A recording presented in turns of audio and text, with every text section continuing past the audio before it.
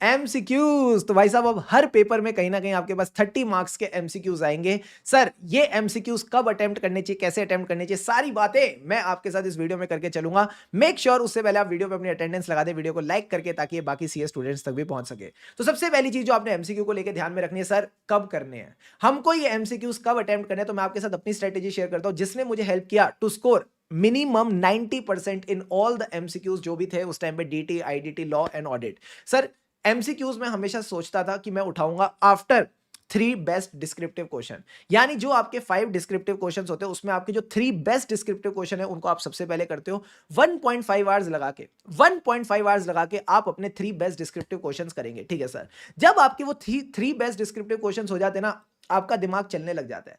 After that 1.5 hours आपका दिमाग दौड़ने लग जाता है। अब सर फर्क नहीं पड़ता, अब उसके बाद फर्क नहीं पड़ता जो एमसीक्यूज है वो आसान आए या टफ, आप दोनों तरह के एमसीक्यूज डील कर पाओगे। उसके बाद आप जाओगे एमसीक्यूज पे, और क्योंकि एमसीक्यूज इस बार आईसीआई सारे केस सिनेरियो बेस्ड पूछने वाला है, तो वो केस स्टडीज को इंटरप्रेट करने के लिए, केस सिनेरियोस को इंटरप्रेट करने के लिए भी दौड़ता हुआ दिमाग जरूरी है। तो जब एक बार आपका माइंड रनिंग स्पीड में आ जाता है, फिर आप जाओगे तो आपके एमसीक्यूज जल्दी भी सॉल्व होंगे, plus you will be effectively able to solve them. अब सर करना क्या है, केस स्टडीज को कैसे डील करना है। कभी भी जो पूरी केस स्टडी है उसको पहले मत पढ़ना, पहले उसके नीचे के क्वेश्चंस को पढ़ना। जब आप क्वेश्चन पढ़ते हो ना, तो आपको पता लगता है कि यार अच्छा, इस केस स्टडी में मुझे किस किस चीज को डील करके चलना है।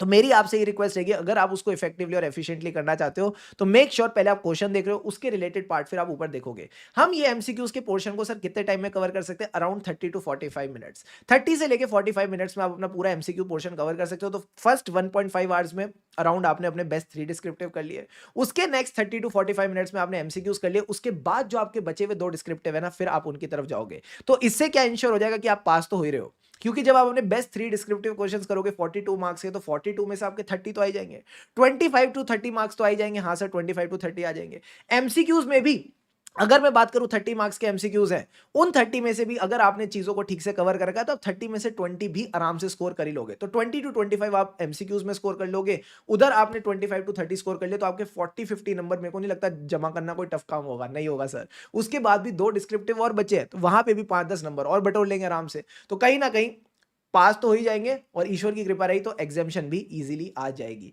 तो मेरी आपसे रिक्वेस्ट रहेगी, इसी स्ट्रेटेजी के साथ चलना, काफी आसान रहेगा। अगर एमसीक्यूज इजी आ गए तो मजा ही आ जाएगा, क्योंकि बेस्ट 3 डिस्क्रिप्टिव आप पहले ही कर चुके हो, उसके बाद एमसीक्यू करोगे तो और नंबर बटोर लोगे। अगर एमसीक्यू टफ भी आ गए तो क्या होगा ना, आप बच जाओगे, क्योंकि एमसीक्यूज अगर आप पहले उठा लेते और टफ एमसीक्यूज देख लेते तो पूरे पेपर में आपके मन में एक स्ट्रेस आ जाता। तो एक बार जब आप अपने बेस्ट 3 डिस्क्रिप्टिव क्वेश्चन कर चुके हो, एक कॉन्फिडेंस के साथ आगे बढ़ रहे हो, तो उस कॉन्फिडेंस के साथ वो टफ एमसीक्यूज भी आप टैकल कर पाओगे। तो यही 2 बातें आपने बस ध्यान रखनी है सर। क्या, पहले 3 डिस्क्रिप्टिव बेस्ट क्वेश्चंस, फिर एमसीक्यूज, फिर उसके बाद बाकी बचे 2।